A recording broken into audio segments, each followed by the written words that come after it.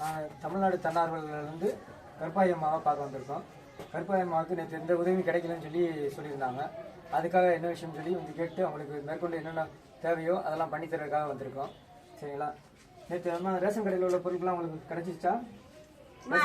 Ration கடையில் பொருள் வாங்கணும்ல, அதை சொல்லுங்க, ஐயாட்ட சொல்லுங்க.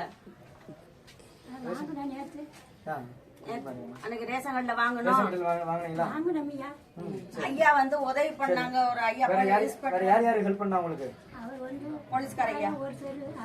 போலீஸ்கார ஐயா அரிசி, பருப்பு, சீனி, எண்ணெய் என்ன வாங்கி கொடுத்தாங்க.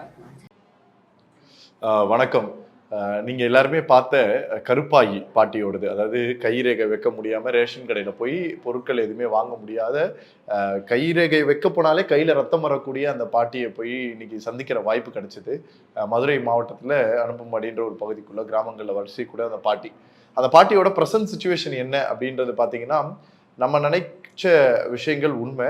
ஏன்னா அவர்களுடைய உடல்நலம் ஃபுல்லாகவே பாதிக்கப்பட்டிருக்கு. அவ்வளோ வயசு, அவங்களுக்கு கூட பிறந்தவங்க அவங்களுக்குன்னு யாருமே கிடையாது. அவங்க வந்து லவ் மேரேஜ் பண்ணிக்கிட்டு அந்த ஊரில் அவங்க குடி வந்தாங்க. அவரோட கணவன் இறந்துட்டாரு. அவங்களுக்கு பிள்ளைகள் யாரும் கிடையாது. தனியாக தவிர்க்கப்படப்பட்டவங்க தான். பெரிய சோகம் என்னவா இருந்ததுன்னா, அவங்க வீடு வந்து மாடியில் இருந்தது. முதல் மாடியில் இருக்கிறதுனால முதல்ல அவங்களுக்கு அந்த மாடியில் போய் அக்சஸ் பண்ணுறதுன்றதே ஒரு பெரிய கஷ்டம். ரெண்டாவது, இந்த ரேஷன் கடையில் வந்து பண்ண முடியலன்னு சொன்னதற்கு வந்து அரசாங்கம் உடனடியாக நடவடிக்கைகள் எடுத்து அவருடைய பக்கத்து வீட்டில் இருக்கக்கூடிய அந்த அம்மாவுடைய கைரேகையை அதில் ஆட் பண்ணி அந்த கைரேகையிலே இந்த அம்மாவுக்கான ரேஷன் ப்ராடக்ட்ஸை வந்து வாங்கிக்கலாம் அப்படின்ற ஒரு விஷயத்த உடனே அடுத்த ஒரு 24 மணி நேரத்துக்குள்ளே செஞ்சு கொடுத்த அரசுக்கு மிகப்பெரிய நன்றிகள். இப்போ அவங்களோட சுச்சுவேஷன்னா, இன்னைக்கு நிறைய பேர் வந்திருக்காங்க. காவல்துறை அதிகாரிகள்லாம் வந்திருந்தாங்க. பல ஊர்ல இருந்து நிறைய சோஷியல் ஒர்க்கர்ஸ் வந்திருக்காங்க. இப்போ அவங்க வீடை சுற்றி அரிசி பொருட்கள் எல்லாமே சேர்ந்துருச்சு. ஸோ உங்களுடைய உதவிகளுக்கு எங்களுடைய மனமார்ந்த நன்றிகளை தெரிவித்துக் கொள்கிறோம்.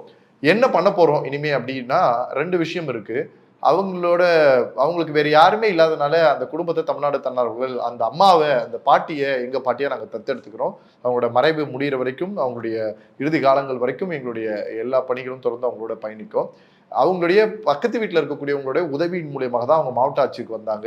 இவ்வளோ அளவுக்கு எல்லாத்தையுமே பண்றாங்க. அதனால அவர்கள்கிட்ட சொல்லி தினமும் அவங்களுக்கு 3 வேளை சாப்பாடு செஞ்சு போடுறது. ஏன்னா அவங்க வேலை சமைக்க முடியாது. அந்த சாப்பாடு செஞ்சு போடுறத நம்மளே பார்த்துக்கலாம், அவங்கள சொல்லி பண்ண சொல்லிட்டு அதற்கு தேவையான பொருட்கள் வசதிகளையும் நாம உருவாக்கி கொடுக்கலான்னு போனோம். அந்த பாட்டியை பார்க்க போனப்ப அதே காம்பவுண்ட்ல இன்னொருத்தர், ஒரு மூதாதையர் வந்து நோய்களால பாதிக்கப்பட்டு எந்திரிக்க முடியாம படுத்த படுக்கையில் ஒருத்தர் இருந்தார்.